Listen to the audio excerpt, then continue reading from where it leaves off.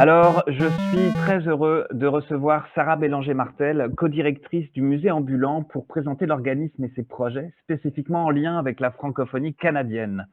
Au menu aujourd'hui, le musée ambulant, une approche de médiation nomade pour une plus grande accessibilité aux arts visuels. Fondé en 2017, le musée ambulant est un organisme à but non lucratif, qui a pour mission d'amener l'art vers ses publics, là où il se trouve. Nomade, il sillonne les routes du Québec et du Canada afin de proposer des rencontres vivantes avec des œuvres d'art à même les milieux de vie. S'adaptant au public et au contexte de diffusion, écoles, garderies, résidences pour aînés, organismes communautaires, festivals, etc., il s'appuie sur le dialogue et la création comme vecteur d'une expérience riche et accessible. Son approche singulière qui l'amène à présenter des œuvres hors des lieux de diffusion traditionnels et à accompagner toute diffusion de stratégies de médiation qui mettent de l'avant la compétence des publics, concourt à l'innovation en matière de médiation des arts visuels et de démocratisation culturelle. Nous reviendrons aussi sur une démarche particulière d'innovation technologique qui a amené le musée ambulant au prototypage d'un nouvel outil de création en réalité virtuelle, utilisé avec toutes sortes de publics, des ados aux personnes âgées, et dont la première sortie terrain s'est passée dans la communauté franco-manitobaine à Saint-Boniface. Avant d'inviter Sarah à venir me rejoindre sur scène, j'ai oublié dans mon introduction de dire bonjour à vous. La FCCF vous souhaite la bienvenue sur Air Ouverte. Il est 9 heures à Vancouver, 10 heures à Whitehorse et à Edmonton, 11 heures à Saskatoon et à Winnipeg, midi à Toronto, à Ottawa et à Montréal, 13 heures à Moncton et à Halifax, 13h30 à Saint-Jean-de-Terre-Neuve. Ici, à la place de la francophonie virtuelle, il est toutes ces heures-là. Ce pays, comme ce rendez-vous, est complètement tada. Alors, pour réchauffer l'atmosphère, je vais vous demander d'appuyer sur la touche F. Votre avatar va jeter quelques confettis et surtout, si nous le faisons à plusieurs, lancer une salve d'applaudissements. Et j'aimerais donc accueillir Sarah sur la petite scène du Café Culture.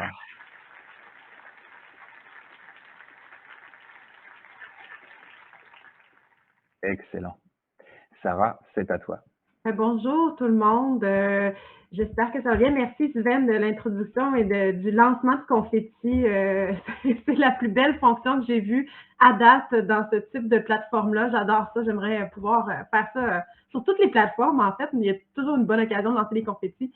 Je présente aujourd'hui je suis vraiment en fait honorée de pouvoir présenter là, notre musée, notre petit musée ambulant. Je vais tenter de partager mon écran parce que j'ai préparé une petite présentation où il y a de l'image, des images à mettre sur ces mots aujourd'hui. Donc voilà, je me présente, Sarah Bélanger-Martel. Merci de l'introduction, Sven, tout à l'heure. Et je vais être vraiment heureuse de vous parler un petit peu aujourd'hui de notre musée, notre jeune musée, qui est un petit musée d'art, des arts visuels, un musée d'art nomade. Je vais vous présenter un peu les différents projets qu'on a durant le temps qu'on va passer ensemble. C'est mon plan de match d'essayer de vous présenter l'organisme, sa mission, notre approche de médiation, puis la façon dont on utilise l'innovation vraiment comme mode d'action. Mais aussi, à travers tout ça, je veux vous parler des projets qu'on déploie partout à travers le Canada. Sven a mentionné un projet particulier en réalité virtuelle, donc je vais vouloir aborder ce projet-là qu'on a bel et bien sorti pour la première fois au Manitoba avec nos amis de la Maison des artistes francophones. Donc, si jamais il y en a dans la salle, bonjour à Louane et son équipe. Je vous présente aussi quelques projets d'un type un peu différent des projets en tournée qu'on a montés pendant la pandémie. Je pense que ça peut être intéressant de vous présenter ces projets-là, des innovations qui sont nées un peu de la nécessité, mais qui continuent à rouler puis qui ont apporté quelque chose. Donc, je vais tenter de vous présenter tout ça en peu de temps. J'invite Sven au besoin à venir me couper. J'ai tendance à être très volubile quand j'en ai la chance. Donc, je commence tout de suite. Je présente en fait le musée ambulant, qui est un petit musée complètement nomade. Hein. J'ai mis cette première image-là pour vous montrer que c'est un musée qui est sans mur, le musée ambulant. C'est un musée qu'on ne peut pas visiter. C'est lui qui se déplace, c'est lui qui va vers les différentes communautés. Et ça fait maintenant 5 ans qu'on roule un peu partout à travers le pays. qu'on roule parfois en voiture, ou je vous ai mis ici notre mode de transport le plus spectaculaire qu'on a jamais eu au Musée ambulant, qui est un aéroglisseur qu'on a eu la chance de prendre sur la Basse-Côte-Nord quand on est allé faire une tournée là, du côté de la Basse-Côte-Nord, Labrador, l'an dernier. Donc, c'est vraiment un musée qui se déplace de toutes sortes de manières. Et le musée ambulant, en fait, c'est un musée qui possède une collection. On a des œuvres d'art. On est rendu à environ 150 œuvres d'art qu'on collectionne, des œuvres d'artistes professionnels en art visuel. Et l'art visuel vraiment de tout type. Donc, ça peut être autant de la peinture, de la sculpture, beaucoup d'art textile, évidemment pour toutes sortes de raisons qui font que ce sont des œuvres qui sont faciles à monter et démonter, mais il y a aussi de l'installation, de la photo, de l'art web, de la vidéo, des œuvres, des gifs animés, il y a vraiment de tout dans notre collection. Et ce qu'on fait, c'est qu'on déplace des petites expositions ou des ateliers qui vont amener les publics en contact avec différentes œuvres d'art. Donc, on a des expositions qui se déplacent. Là, vous voyez, je vous montrais juste avant notre exposition un peu classique qu'on installe sur des petits chapiteaux dans les gymnases d'école, par exemple, où on va venir présenter des œuvres. Et ce qu'on fait au musée ambulant, c'est qu'on prend vraiment le temps de vivre une rencontre de groupe, de partager une rencontre autour de ces œuvres d'art-là. Donc, même si on a environ 150 œuvres dans la collection, généralement, on en déploie pas plus que 6, 7, 8 lors d'une même proposition. Puis, avec un groupe où on va passer peut-être 1 heure avec le groupe à regarder les œuvres, à en discuter, généralement, on a le temps d'en parler d'à peu près de 2 œuvres, 2, 3 œuvres. Donc, vraiment, c'est une approche où on tente de vivre un moment partagé autour des œuvres, de prendre le temps de regarder. Au cœur de notre approche, il y a vraiment toute une idée de ralentir le regard. Hein. On est beaucoup sollicité de nos jours. On voit beaucoup de choses rapidement. Et un espèce d'apprentissage de prendre le temps de se poser, de regarder une seule œuvre pendant 20 minutes, d'en parler pendant 20 minutes. C'est une expérience qu'on trouve particulièrement riche de notre côté. Et on prend le temps de le faire aussi parce que pour nous, avoir un contact direct avec des œuvres d'art, c'est quelque chose d'assez privilégié. Quand on amène des œuvres, par exemple, ici dans les écoles, mais on en amène aussi, comme Sven le mentionnait, dans les garderies, dans les parcs, dans des festivals, dans des résidences pour aînés. Mais quand on amène des œuvres en contact avec les gens, il y a quelque chose de vraiment spécial qui se passe. Et une des choses qu'on tente de faire, c'est vraiment de générer cette rencontre-là pour qu'elle soit la plus directe possible. La mission de notre organisme est vraiment autour de cette idée-là d'accessibilité, de donner accès aux œuvres, donner accès aux pratiques contemporaines en art visuel puis en métier d'art, puis que les gens puissent les rencontrer directement. Parce que pour nous, une photo d'une peinture, par exemple, ce n'est pas la peinture, c'est pas la même expérience que de vivre, voir, avoir accès à la peinture directement. Alors, le musée ambulant, cette mission-là de notre OBNL est vraiment d'amener les œuvres jusque vers les gens pour qu'ils puissent entrer en contact avec ces pratiques-là.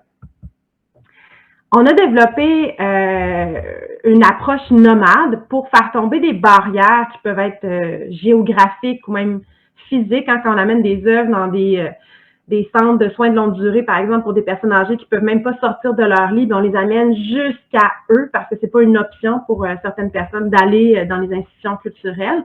Donc, le nomadisme nous permet de faire tomber certaines barrières. Mais pour nous, les plus grandes barrières sont souvent d'un autre ordre. Elles peuvent être un peu invisibles. C'est des barrières où on se dit, là, c'est pas pour moi, ça ne m'intéressera pas, ou j'ai pas les compétences qu'il faut, je connais pas ça, je sais pas si je vais comprendre. Ces espèces de barrières-là, c'est celles qu'on fait tomber avec la médiation. Médiation culturelle, là, c'est un terme qu'on a adopté, qui pour nous veut vraiment dire d'être dans la construction d'une expérience inclusive autour des œuvres. Donc, pour le musée ambulant, on n'a pas besoin d'être un expert en art actuel, on n'a pas besoin de savoir, d'avoir déjà vu de l'art pour être capable de l'apprécier. On fait des activités avec des poupons.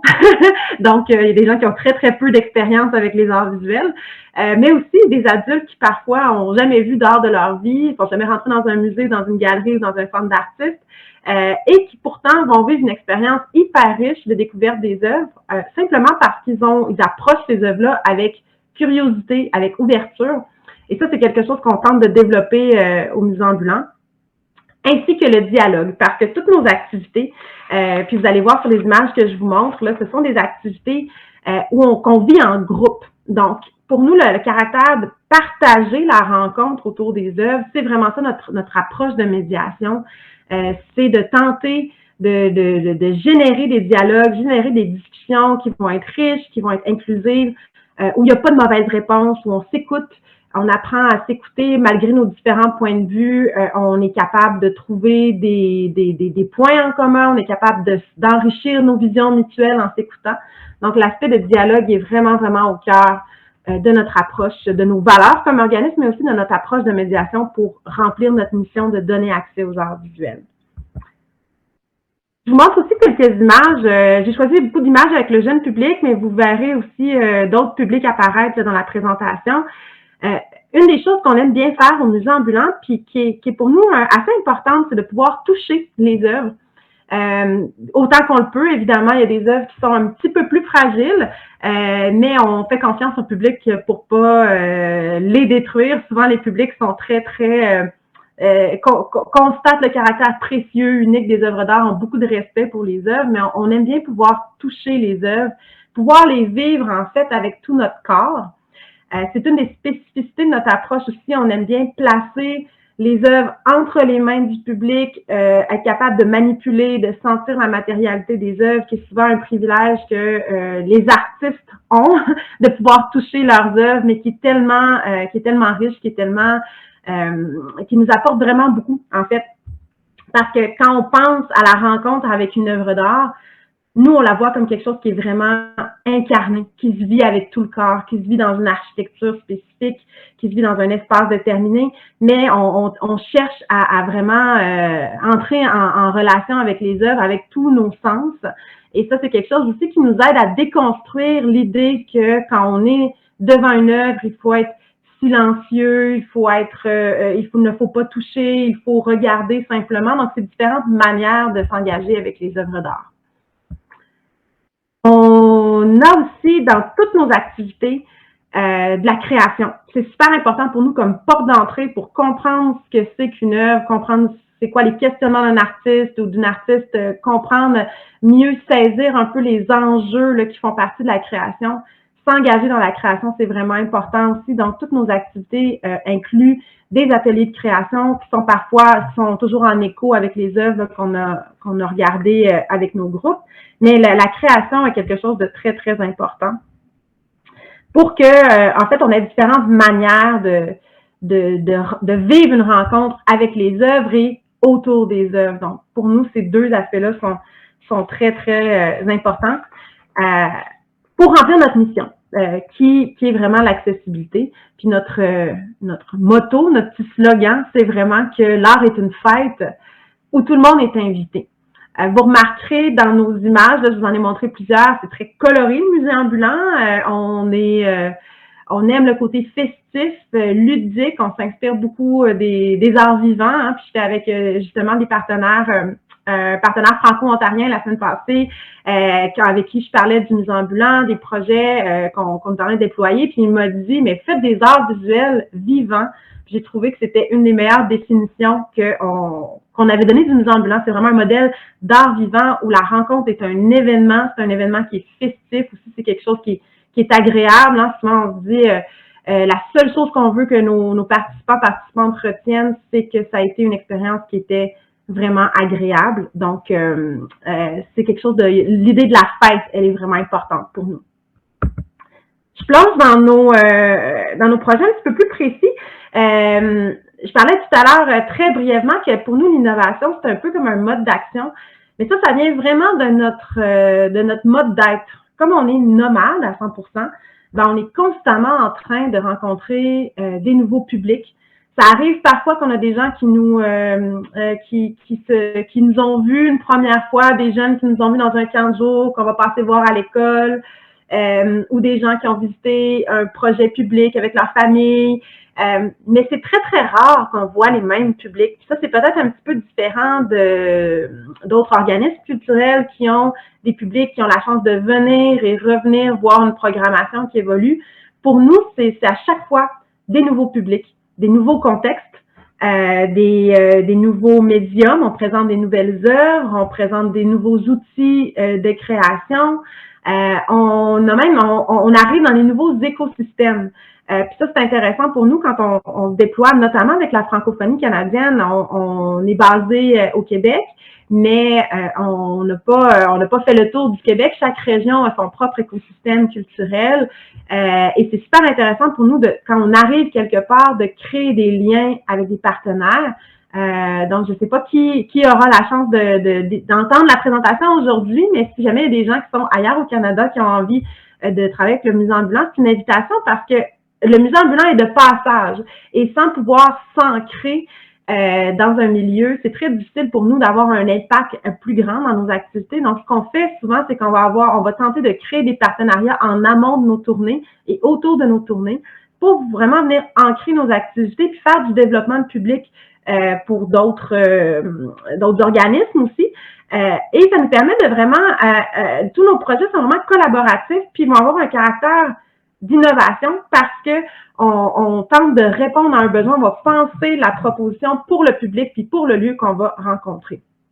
Je vous ai mis ici des petites images de notre projet en réalité virtuelle parce que ça nous posait un véritable enjeu. On se demandait comment être capable de présenter des œuvres de réalité virtuelle dans des lieux où on va, où parfois il n'y a pas d'ondes cellulaires qui se rendent, ou comment on ferait pour pouvoir échanger des fichiers à travers une flotte d'appareils. Donc, on a développé un projet qui s'appelle le Super Véhicule d'immersion artistique. C'est une démarche de plusieurs années. Ça fait 3 ans qu'on travaille là-dessus. Puis le jeune ado qu'on voit ici qui est en train de jouer avec notre prototype, ça se passe à Winnipeg, dans un parc là, de Winnipeg, avec un partenariat qu'on a fait avec l'organisme Art City, qui est un super organisme à Winnipeg. On est aussi allé visiter, vous allez le voir un petit peu plus loin, j'ai des photos de ça. On est aussi allé visiter nos amis de la Maison des artistes à Winnipeg avec cette première mise à l'essai là de notre prototype. Donc, je vais vous parler juste brièvement. Je pense que c'est un bel exemple de comment l'innovation vient guider aussi nos pratiques. Alors, le prototype qu'on a développé, c'est un prototype qui inclut à la fois un scanner 3D, une flotte de casques de réalité virtuelle interactive, donc pas juste la réalité virtuelle 360, mais vraiment avec des fonctions là, de déplacement libre, d'interactivité avec des manettes. Un dispositif qui nous permet de contrôler les 6 casques de la flotte et de voir leur interface, donc de voir ce qui se passe dans les casques pendant que les gens sont en immersion. Ce qui est vraiment hyper important pour nous quand on veut accompagner des gens. Si on ne sait pas ce qui se passe dans les casques, c'est un peu plus difficile. Donc, cette interface-là de contrôle, de rediffusion est vraiment intéressante. Ça nous permet même de partager, de vivre des activités de groupe, en fait, avec la réalité virtuelle. Et on a monté aussi une application qui nous permet de créer en réalité virtuelle. Donc ça, c'est vraiment hyper intéressant parce que on peut prendre les petits modèles. Par exemple, c'est un projet, là, je vais vous montrer, je pense que j'ai une photo qui s'en vient. Oui, voilà. On peut créer de petits modèles, de petites sculptures modelables faites à la main avec le public qu'on va entrer dans notre scanner 3D et qui vont ensuite être envoyés presque en temps réel. Donc, on a optimisé notre dernier prototype, fait ça en quelques secondes, en moins d'une minute, en fait, va créer un objet virtuel qu'on peut ensuite envoyer dans les casques pour poursuivre la création. Donc, on peut partir on l'a surnommé le téléporteur, ce scanner-là, parce qu'il passe du réel vers le virtuel.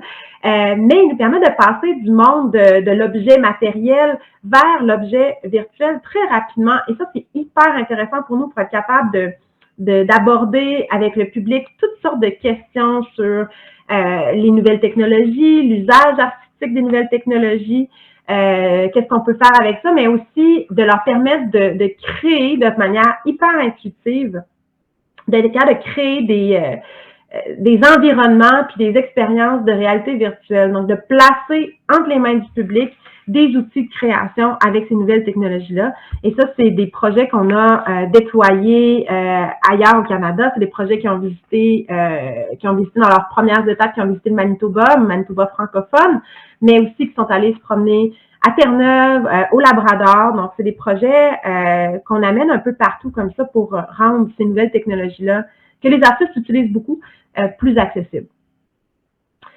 Alors, on voit ici là, des images qui ont été prises là, où on voit avec les jeunes les objets qui peuvent être aussi réimprimés en 3D. Donc, ça nous permet de faire une espèce de boucle complète vers l'impression 3D et des jeunes qui sont en train d'essayer ces nouvelles technologies-là.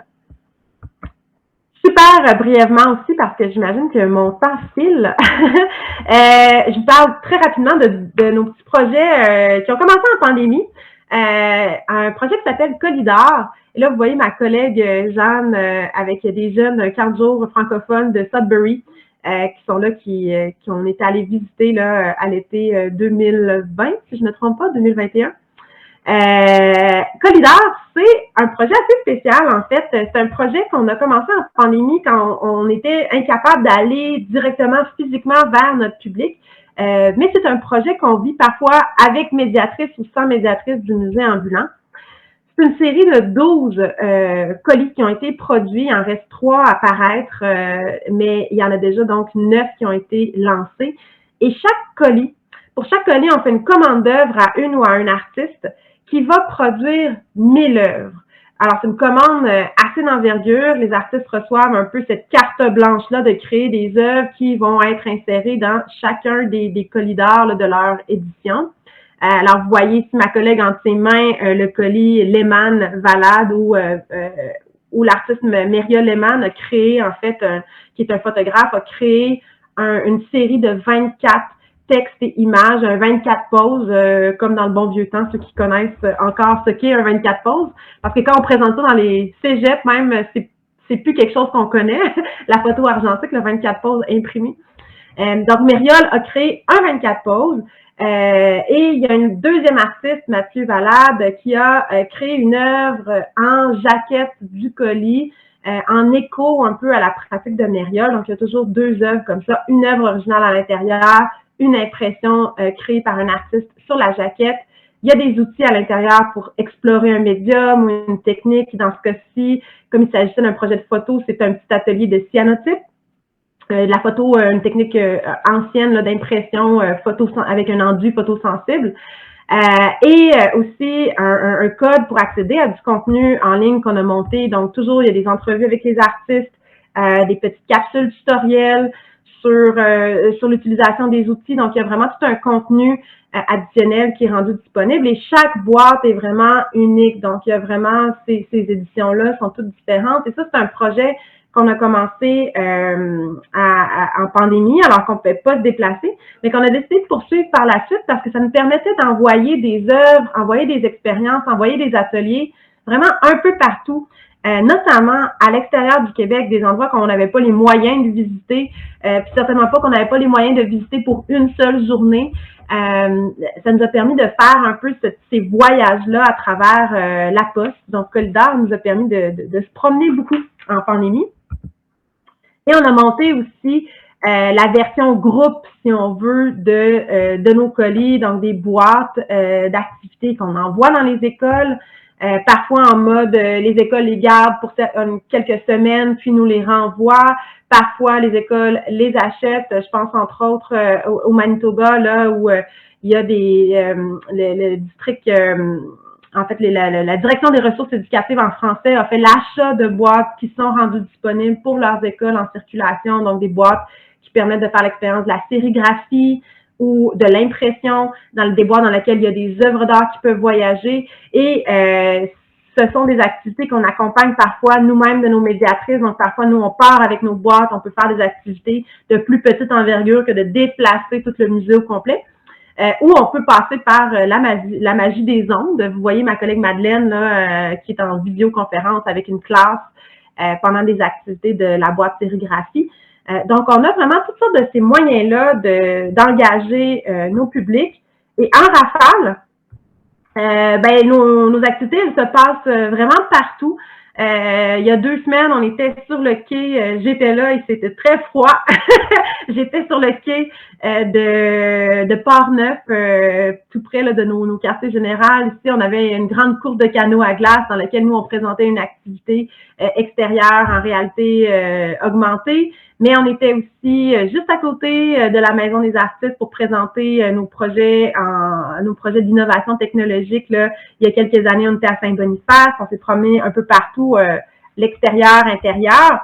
Parfois, on se retrouve même aussi à l'intérieur des institutions. On fait des partenariats avec toutes sortes d'institutions. Donc, on a été à la Winnipeg Art Gallery, que vous reconnaîtrez à droite, ou ici au Musée des Beaux-Arts de Sherbrooke, où on a une exposition conjointe avec des œuvres de leur collection et de notre collection qui voyagent, qui circulent comme ça. D'ailleurs, pour notre tournée de 5 semaines qu'on a fait dans des écoles franco-manitobaines l'automne dernier, le WAG nous a prêté une œuvre qui est partie en tournée avec nous. Donc, on fait aussi ces ponts-là pour que les œuvres des autres organismes, des autres institutions puissent circuler. Puis, en fait, en terminant aussi, c'est vraiment pour nous important d'aller vers les publics, d'aller vers tous les types de publics, que ce soit des tout jeunes publics, des publics âgés. On souhaite aller d'abord et avant tout par notre mission vers des publics qui vivent des empêchements, qui vivent certaines barrières dans l'accès à la culture, à la participation culturelle, mais aussi parfois juste des publics qui sont durs à rejoindre parce qu'ils sont éloignés de leurs institutions géographiquement ou qui ont une offre réduite parce qu'ils sont en situation linguistique minoritaire ou pour toutes sortes de raisons différentes. Et on pense chacun des projets en fonction des gens qu'on va rencontrer. Alors, je me permets de le répéter, mais si on a des gens qui sont intéressés à monter des projets avec nous, qui ont accès à des publics particuliers ou qui veulent même faire du développement de public pour leur organisme, leur institution en art visuel, c'est vraiment dans ce mode-là de coopération, de collaboration, d'innovation qu'on aime travailler. Donc, je lance l'invitation, puis là, j'ai hâte de discuter avec vous, mais je termine ma présentation en vous laissant nos coordonnées, puis vous invitant à suivre nos activités sur les médias sociaux. Le musée ambulant, il est sur Facebook, sur Instagram. On met un petit peu tout ce qui se passe là à travers le musée, ces nombreuses tentacules. Donc, il y a beaucoup de choses qui vont se passer dans les prochains mois, prochaines semaines. On sera prochainement au Nouveau-Brunswick, probablement en l'automne prochain, au Labrador également. On aimerait aller en Ontario sous peu aussi. Donc, il y a des belles sorties à l'extérieur du Québec qui sont en planification actuellement. C'est un bon moment pour nous contacter si jamais vous voulez vous joindre à nous.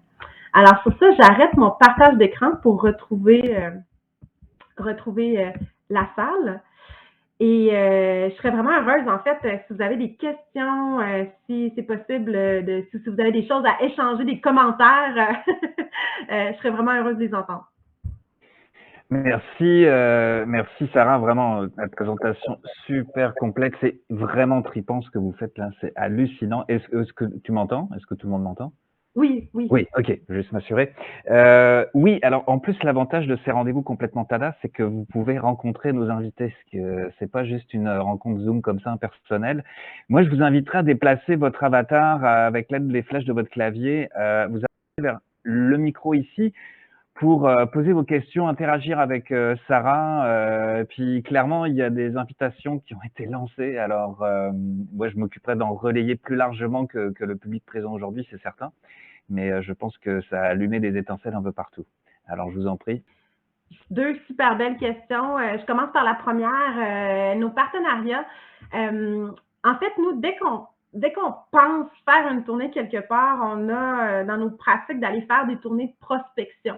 Donc, souvent, on va peut-être 1 an avant nos premières tournées. Je pense notamment à l'Abitibi-Témiscamingue. Puis là, tantôt, j'ai entrevu, je ne sais pas s'il y a Émilie dans la salle, il me semblait de l'avoir vu passer, à Ville-Marie. Mais en tout cas, quand on fait une tournée de quelque part, souvent, on essaie d'aller à l'avance pour faire le tour, rencontrer les gens du milieu culturel, le milieu artistique, notre milieu des arts visuels.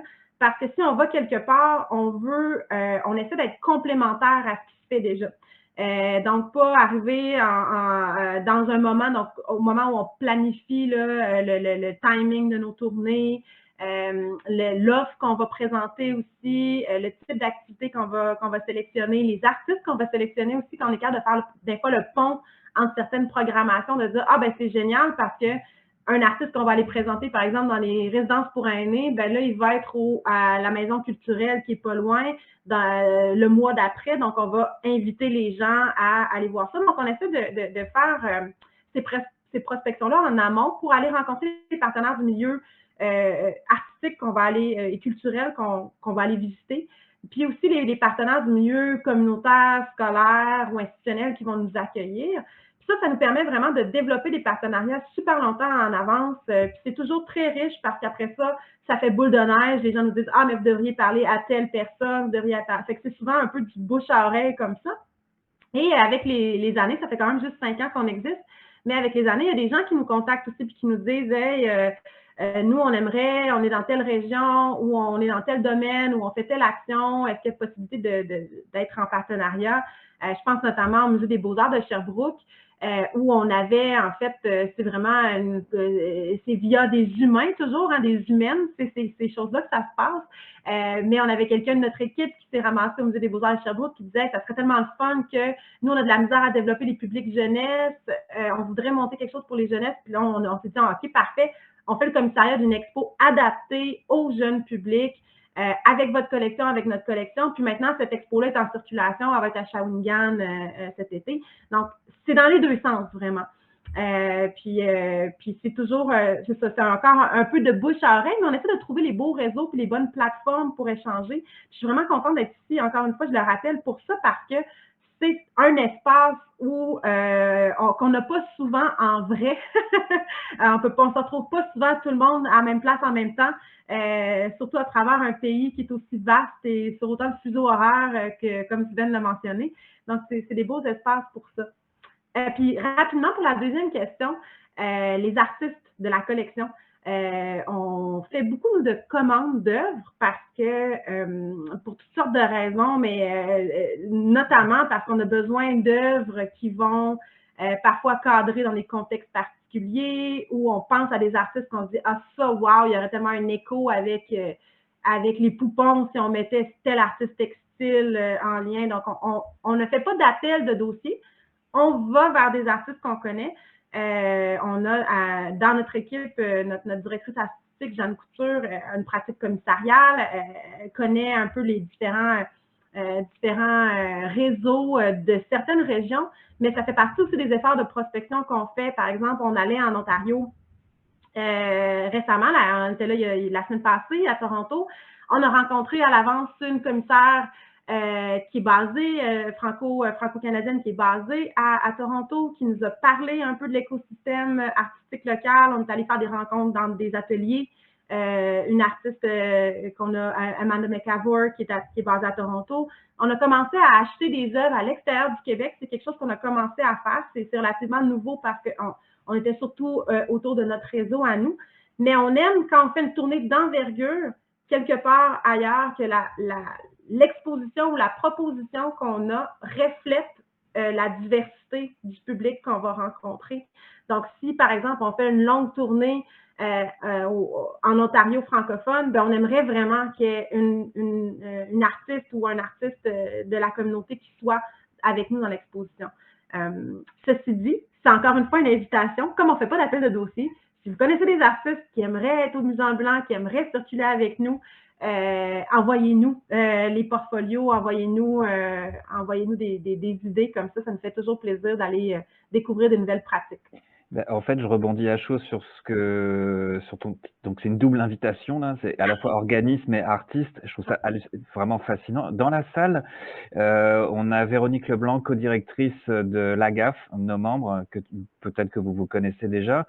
Mais je trouve que clairement là, justement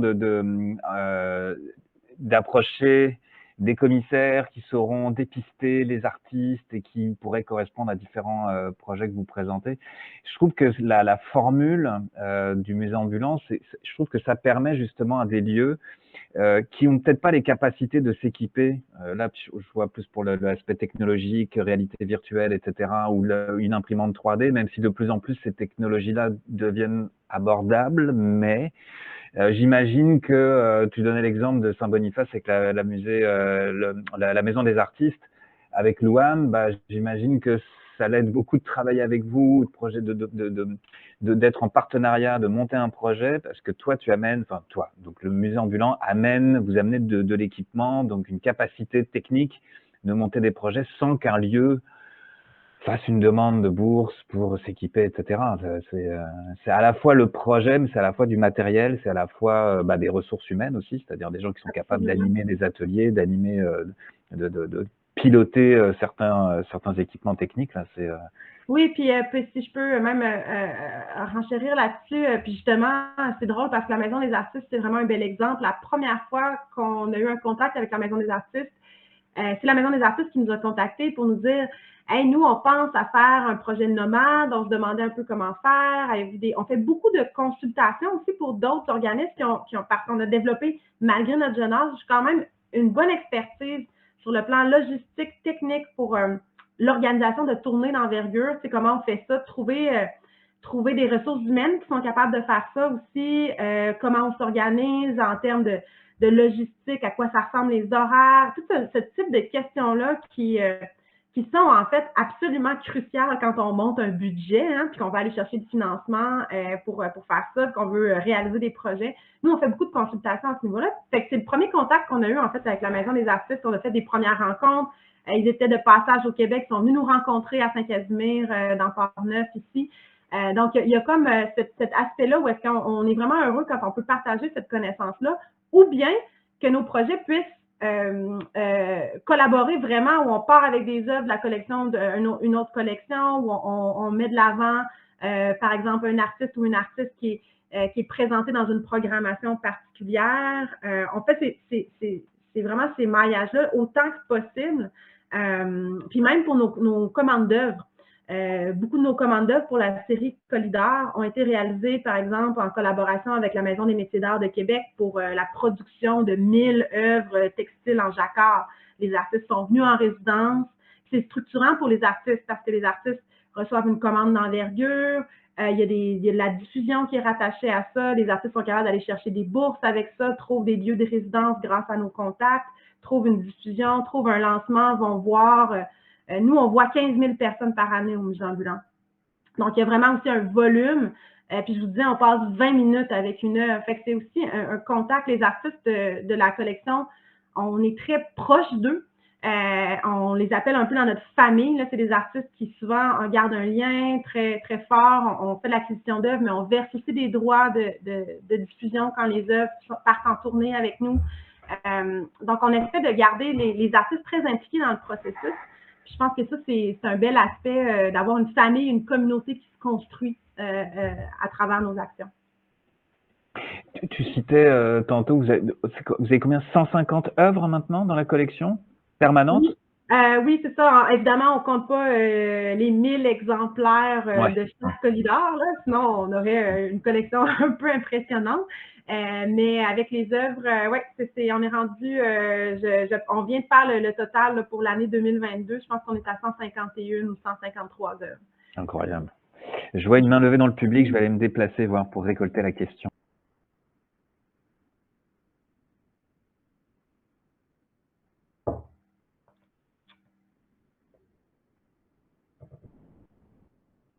Est-ce que je suis au micro? Oui. OK. Merci beaucoup, Sarah, pour la présentation. C'est super intéressant. Puis c'était le fun aussi de voir toutes les images aussi colorées des activités. Moi, ma question, c'est plus par rapport, j'aimerais juste un peu mieux comprendre c'est quoi votre présence dans les écoles. Je sais que tu as mentionné que vous aviez un partenariat avec un conseil scolaire au Manitoba pour des trousses. Comment est-ce que le musée ambulant se retrouve dans les écoles? Est-ce que c'est vraiment sous forme de trousse ou est-ce qu'il y a d'autres façons dont vous collaborez avec les écoles? Oui, ben, c'est une belle question parce que le public scolaire, c'est vraiment notre public, comment je dirais ça, la genèse du musée ambulant, c'était un projet commissarial au départ, même, je pense que c'est intéressant d'en parler. Là, en 2017, ma collègue Jeanne, qui est commissaire indépendante, avait reçu un premier bout de financement pour faire tourner une exposition dans des gymnases d'écoles primaires qui étaient dans 2 régions différentes, une dizaine d'écoles primaires au Québec.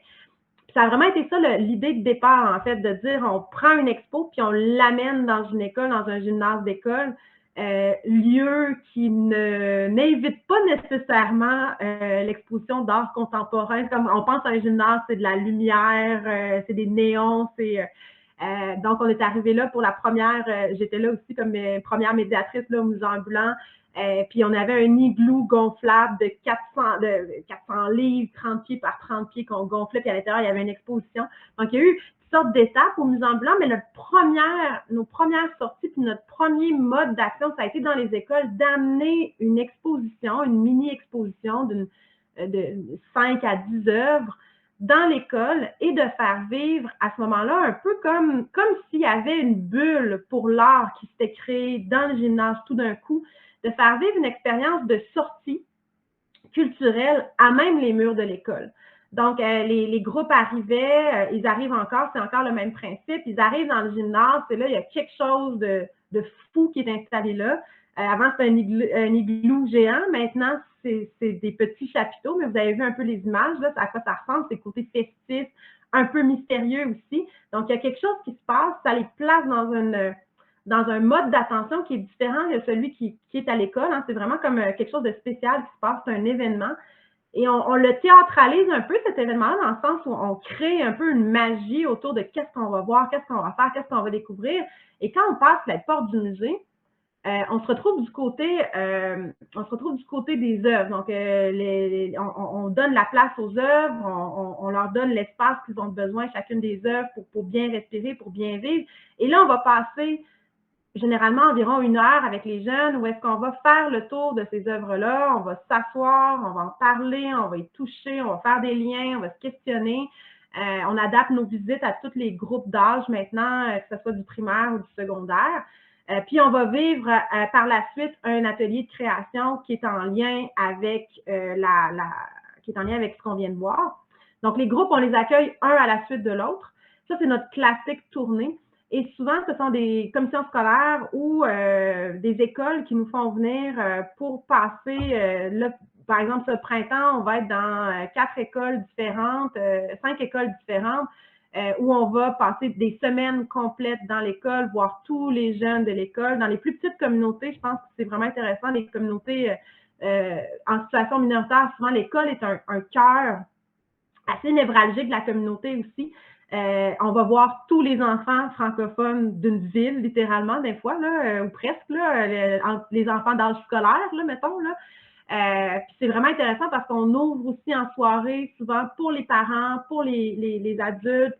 Fait que les enfants reviennent avec leurs grands-parents, reviennent.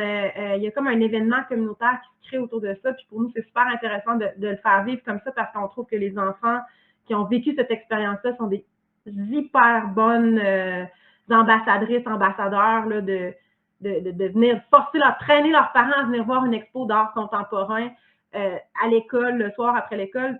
On vit des moments magiques avec ça. Puis pour nous, des enfants qui crient de joie quand ils voient une œuvre, ils crient, là, c'est des cris, là.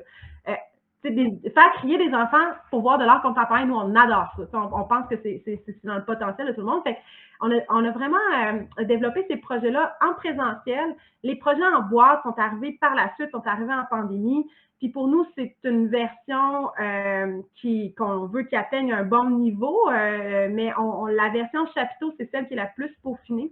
Puis je dirais pour tous nos projets en boîte, ceux qui viennent avec médiatrice ou médiatrice à distance ou sans médiatrice, ils sont axés souvent sur une seule pratique pour aller plus en profondeur, un seul médium où on va aller vraiment plus loin, on va regarder des estampes d'artistes du Nunavik, on va essayer de faire de la lino, on va plonger un petit peu plus creux là, dans une pratique. Mais l'expo chapiteau classique du musée, c'est vraiment notre offre principale pour les écoles. Peut-être juste un dernier petit mot, là, je m'excuse, je prends du temps, mais on est en train de développer un nouveau projet où on aimerait qu'une partie de notre collection colis d'art, en fait, nos colis d'art, les 12 colis qu'on a, il y a 12 œuvres d'art assez différentes là-dedans, on aimerait en faire une collection éducative, donc d'être capable de créer une collection qui peut partir vers les écoles, puis de construire des outils qui aident les enseignantes, les enseignants ou des conseillers et conseillères pédagogiques à animer à l'intérieur de l'école, en fait, de faire du partage de connaissances pour que ces œuvres-là puissent être dans les milieux, puis qu'ils soient vécus par les élèves, parce que le contact intime avec les œuvres est vraiment spécial. Puis s'il y a une chose qui est une grosse limite, un gros frein, nous, au Musée ambulant, c'est qu'on vient et on part. Ça fait partie de notre nature. On est là une journée, on est là une semaine. On n'a pas de contact répété. On n'a pas encore de projet où on revoit la même communauté régulièrement. Donc ça, c'est pas dans nos projets jusqu'à maintenant, mais c'est quelque chose que d'autres organismes font, ils font très bien, d'autres institutions locales font, ils font très bien, les écoles, les enseignants sont là tous les jours. Donc aussi, essayer de créer ces ponts-là pour que nos modes d'action soient complémentaires puis s'enrichissent mutuellement.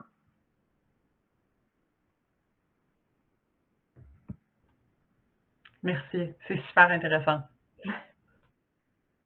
Sarah, que Marie fait partie de la gang de la Ruchée, une des initiatives de la FCCF dont je te parlais en préparation, donc sur l'enseignement des arts dans les écoles francophones en situation minoritaire. Donc sur ce que tu viens de présenter comme projet à venir, je vois une connexion directe avec la Ruchée. On des partenaires pour ça, justement. Marie, on se reparlera. Puis si l'accélérateur TADA, c'est-à-dire moi je peux être la courroie de transmission pour aider à coordonner un petit peu parce qu'on en a tous beaucoup sur les bras, ça va me faire plaisir. Véronique? On t'entend pas, Véronique? Ouais, proche du micro ou que tu montes sur la petite scène. Faut que tu déplaces ton avatar, sinon t'es pas en porte-voix. Yes. Oui. C'est bon. Ah, vous m'entendez là? Oui, merveilleux. Ouais. Bon, je voulais pas prendre beaucoup de temps parce que je sais que ça tire un peu à sa fin, cette heure que nous avons ensemble, mais je voulais juste savoir parce qu'à la fin, tu présentais, Sarah, plutôt les initiatives qui se promènent d'école en école. Mais ce que je comprends au fond, c'est que ça, c'est des œuvres vraiment que vous tirez alors de votre collection puis qui ne sont pas nécessairement l'objet à chaque fois là, de création d'un nouveau projet avec justement le développement de partenariats, ce qui fait qu'il n'y a pas encore eu dans votre existence l'occasion, par exemple, de développer un partenariat plus extensif avec une communauté francophone puis d'aller vraiment intégrer des œuvres d'artistes des communautés à l'intention des projets qui circulent dans les écoles de ces communautés. Est-ce que je me trompe ou ça dépend lesquels. Il y en a que, je prends l'exemple de notre tournée sur la Basse-Côte-Nord. On a fait une tournée, on a fait 2 tournées en fait sur la Basse-Côte-Nord dans les dernières années. Puis c'est important pour nous d'avoir des œuvres qui, justement, avaient un écho avec la communauté aussi. Donc, nous, on a inclus, on est allé chercher des œuvres qui n'étaient pas dans notre collection pour monter une proposition spécifique pour cette tournée-là. On avait notamment un super beau projet d'une courte pointe magnifique qui avait été créé par une artiste, une artisane là, locale qui était une histoire de chacun des villages, qui n'avait jamais vraiment circulé, en fait, dans ces villages-là. Donc, on est allé intégrer cette œuvre-là à notre collection, pas à notre collection, mais à cette proposition-là, cette présentation-là, cette tournée-là. Puis, c'est quelque chose qu'on veut faire de plus en plus. Souvent, on va aller faire l'acquisition d'une nouvelle œuvre pour une tournée. Donc, on se disait, bon, OK, on s'en va à tel endroit, ça serait vraiment intéressant si on visite telle communauté d'avoir aussi des artistes, parce que c'est vraiment intéressant. Puis là, on parle de tournée plus scolaire, mais pour tout le monde, c'est vraiment intéressant d'avoir des artistes qui viennent de la communauté pour faire un pont, même s'ils sont plus nécessairement, ils vivent et ne travaillent plus nécessairement dans la communauté, bien, il y a quand même un exemple de dire, bien, regardez, les jeunes, des artistes professionnels comme métier qui vivent de ça, ça existe, des gens qui viennent de chez vous, qui vous ressemblent, il y a comme tout ça. Donc, on a cette pratique-là, mais c'est quelque chose qu'on veut systématiser. Puis, tu sais, ça dépend du type de projet. Quand on a des projets qui se déploient à courte échéance, mais souvent, les projets avec la francophonie, c'est des projets de plus longue haleine. C'est des projets qui se préparent sur 2-3 ans. Donc, on a le temps de monter des propositions, d'aller chercher des œuvres, soit d'en faire l'acquisition. Puis, la question de faire des emprunts, on faisait plus souvent des emprunts d'œuvres pour des tournées. Maintenant, on le fait beaucoup moins. Parce qu'on a des moyens de faire de l'acquisition, puis il y a à peu près, là, il y a quand même 10% là, de notre chiffre d'affaires qui s'en va directement en cachet pour la commande de l'acquisition. Donc, on en fait beaucoup. Mais aussi, c'est que par notre modèle, nous, les œuvres, on les prend, on les met dans les terrains de jeu avec du sable, avec du vent, avec de la pluie, on les sort, on les met entre les mains des amis de la maternelle. Il y a des amis qui goûtent nos œuvres des fois, sans qu'on puisse en empêcher. Puis pour nous, ça fait partie de la beauté de la chose. Nos œuvres ont une durée de vie qui est peut-être moins grande que dans d'autres types de collections. Mais si jamais nous, c'est un enjeu auquel on réfléchit beaucoup. Là, on présente dans un colloque académique sur qu'est-ce que la collection aujourd'hui. On fait une présentation sur notre approche à la collection. Parce que même nous, juste pour des questions d'assurance, nos œuvres sont considérées comme un ordinateur qui perd de la valeur d'année en année, vu leur mode d'utilisation, au lieu d'en prendre. Donc, il y a vraiment, c'est une autre vision de la collection, mais c'est ce qui explique aussi qu'on va vers de l'acquisition ou de la commande d'œuvres plutôt que des emprunts d'œuvres. On a déjà fait ça par le passé, c'est très stressant quand on fait circuler une petite main de céramique qui vaut 3 000 $ et qui est déjà vendue à un collectionneur. On a comme des... C'est pas le type de stress qu'on aime. Donc, mais c'est quelque chose qu'on peut développer. Puis je pense que c'est avec des partenariats potentiels, avec des réseaux d'artistes, ça pourrait être vraiment intéressant parce qu'à ce moment-là, on agrandit vraiment notre vision de l'écosystème. Puis on peut voir est-ce qu'il y a des projets qui se passent dans la même région, en même temps, avec des artistes qui sont là. Essayer en fait d'être vraiment en complémentarité parce que je pense que c'est quelque chose on ne peut pas arriver avec juste nos affaires qu'on plaque sur les milieux. Les milieux sont hyper dynamiques, il y a toutes sortes de choses qui se passent partout à travers le pays. Donc, le contact et ces partenariats-là, c'est vraiment important à faire souvent longtemps avant que ça se passe. Super. Même chose que Sven et Nancy, je vois beaucoup d'opportunités en ce sens-là, puis je note bien que ça passe par soit des nouvelles acquisitions ou des adaptations de projets ou des ajouts pour certains contextes, disons, plus spécifiques géographiquement ou culturellement. Donc, oui, on embauche aussi beaucoup d'artistes. La majorité de notre équipe sont des gens qui ont des profils d'artistes professionnels. Donc, aussi, c'est intéressant en termes de vie de tournée. C'est quelque chose qui est quand même hyper important parce que la profession de médiateur, c'est pas une profession qui est encore bien reconnue. Il y a toutes sortes de chemins pour y arriver. Nous, on aime beaucoup travailler avec des gens qui ont une expérience intime de la création, qui sont capables de faire ce genre de travail-là, de mise en relation des œuvres. Donc, c'est aussi des réseaux dans lesquels on aime bien embarquer des nouveaux artistes dans notre équipe pour faire la conception de projets, pour faire la conception de projets de médiation aussi là, avec nous. Je vois Marie-Hélène qui sourit. Je note.